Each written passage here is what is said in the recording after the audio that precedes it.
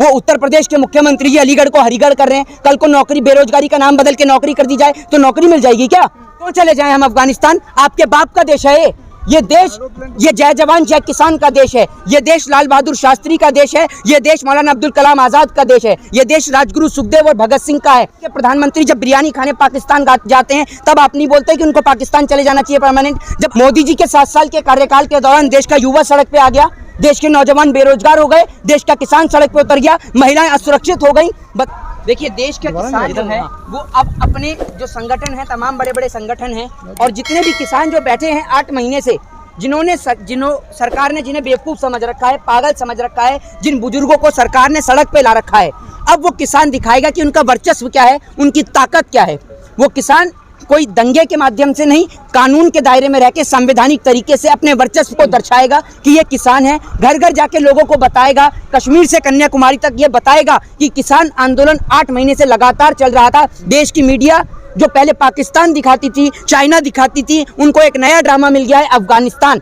अफगानिस्तान में इन्हें प्लेन पे लटके हुए वो दिख जाते हैं अफगानिस्तानी लोग, लेकिन बिना ट्रेन के जब ट्रेन बंद कर दी जाती है, सड़क पर नंगे पांव दौड़ते हुए इन्हें मजदूर दिखाई नहीं देते, इन्हें इस देश का गरीब दिखाई नहीं देता। 8 महीने से बैठा हुआ इस देश के पत्रकारों को किसान दिखाई नहीं देता, लेकिन इन्हें अफगानिस्तान में क्या हो रहा है वो इन्हें पता है। इन्हें अफगानिस्तान के नाम पर इनके मुंह से एक बार भी हिंदुस्तान का नाम नहीं निकलता और सबसे बड़े देशद्रोही तो इस देश के यही लोग हैं जो हिंदुस्तान में रह के हिंदुस्तान की बात नहीं करते हैं। हिंदुस्तान के लोगों को नसीहत तो दी जाती है कि आप अगर महंगाई से परेशान हैं तो आप चले जाइए अफगानिस्तान। क्यों चले जाएं? क्यों चले जाएं हम अफगानिस्तान? आपके बाप का देश है ये देश, ये जय जवान जय किसान का देश है, ये देश लाल बहादुर शास्त्री का देश है, ये देश मौलाना अब्दुल कलाम आजाद का देश है, ये देश राजगुरु सुखदेव और भगत सिंह का है। और जाना तो आप जैसे नेताओं को चाहिए जिन्होंने देश की आज़ादी के समय पर इन्होंने अंग्रेजों की दलाली और मुखबरी करी। पूरे देश में सबको पता है कि आज भी किसकी चीनी मिलें चलती हैं। पूरा देश जानता है कि जब अंग्रेजों से लड़ाई लड़ी जा रही थी तो किसने अंग्रेजों की दलाली और मुखबरी करी। तो देश से तो आप जैसे गद्दारों को जाना चाहिए, हमें नहीं।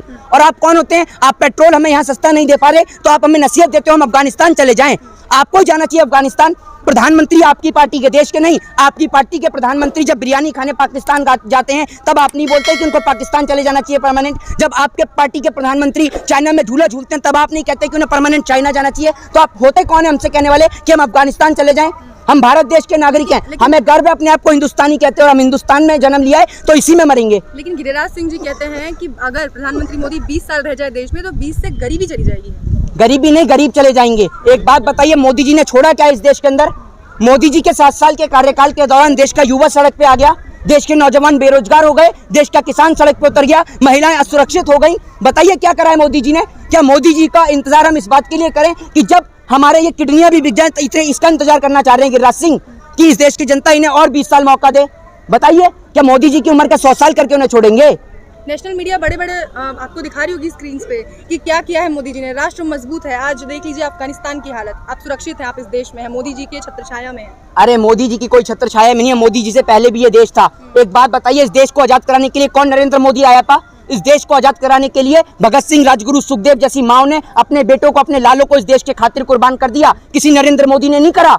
बताइए नरेंद्र मोदी जी ने वहां बंगाल में खड़े होकर सिर्फ यूं कहने से कि मैंने बांग्लादेश के खातिर लड़ाई लड़ी है, बांग्लादेश में खड़े होकर कहने से कुछ नहीं होता। दिखाइए प्रूफ। कहां आपने चाय बेची? चलिए पूरा देश चलना चाहता है, एक को तो चाय पिलाई होगी, मिला दीजिए उस चाय वाले से जिसको आपने चाय पिलाई है। आप कहते हैं मैंने भीख मांगी है, दिखाइए किसने आपको भीख दी है, किसको आपने भीख देते हुए देखा हो? किसी ने तो देखा होगा। बताइए, आप कब स्कूल में पढ़े? आपके साथ का कोई क्लासमेट का आता पता नहीं है? जो बोलते हैं आप, जो मुंह में आता है बोलते चले जाते हैं। आपकी कोई बात का कोई सर पर पैर ही नहीं है, हैं? वो उत्तर प्रदेश के मुख्यमंत्री जी अलीगढ़ को हरिगढ़ कर रहे हैं। कल को नौकरी, बेरोजगारी का नाम बदल के नौकरी कर दी जाए तो नौकरी मिल जाएगी क्या? ये इनकी बात का कोई बयान का कोई भरोसा ही नहीं है और आप भी लगातार इनके बयानों को, इनकी बातों को बढ़ावा और तुल देती रहती हैं। तूल देने का काम देखिए, तूल नहीं दे रहे हैं। अगर वो आपके प्रतिनिधि हैं, हमारे प्रतिनिधि हैं, तो उनके बयान भी मायने रखते हैं। एक बात मुझे बताइए, कौन से प्रतिनिधि हैं? ऐसा कौन सा प्रतिनिधि है जो नाम बदलने का काम करता है? हमने भी 1947 में देश आजाद हुआ है, हम उस समय नहीं थे, लेकिन देश का इतिहास बखूबी पढ़ा है। भाजपा आरएसएस का इतिहास नहीं पढ़ा हमने। बता दीजिए इस देश के इतिहास में कौन सा मुख्यमंत्री, कौन सा प्रधानमंत्री हुआ है जिसने नाम बदलने का काम करा है सिवाय इनके? लेकिन अब यही आरएसएस समर्थित संघ जो है भारतीय किसान संघ, वो भी आप लोगों के समर्थन में आ गया, कह रहा है एमएसपी पे गारंटी नहीं मिली तो 8 सितंबर को वो भी प्रदर्शन करेंगे। देखिए, मैं आपको एक बात बताता हूँ, सभी लोग इन किसानों के साथ में आएंगे। पूरा देश इनसे आज नाराज है, चाहे वो कोई भी हो। पूरे देश के अंदर महिलाओं को इंसाफ ना दिलाने वाली है भाजपा की सरकार। एक बात बताइए, लड़कियों के साथ, बेटियों के साथ बलात्कार होता है तो उसमें ये दर्शाया जाता है कि ये गरीब परिवार की बेटी हैं, ये निचली जाति की बेटी हैं। अरे बेटी हमारे भारत देश की है, आप बलात्कार में जातियां तराशते हैं, आपको शर्म नहीं आती? आपकी पार्टी का एमएलए एक बेटी को साथ में जब बलात्कार करता है, उसके पीड़िता के पूरे परिवार को ट्रक से कुचलवा के मरवा देता है। इस देश का कॉन्स्टिट्यूशन, इस देश का संविधान आज भी उसे फांसी के फंदे पर नहीं लटका पाया। क्यों नहीं लटका पाया बताइए? पूरा देश इंसाफ चाहता है। हत्यारे में उस बेटी के साथ बलात्कार हुआ, उनको क्यों नहीं लटकाया गया? क्यों नहीं इंसाफ हुआ उसके साथ, बेटी के साथ? सवाल ये है मोहित कि अगर भारतीय किसान संघ प्रदर्शन करता है एमएसपी की गारंटी को लेकर, तो क्या आप लोग समर्थन करेंगे उन्हें? बिल्कुल करेंगे, बिल्कुल।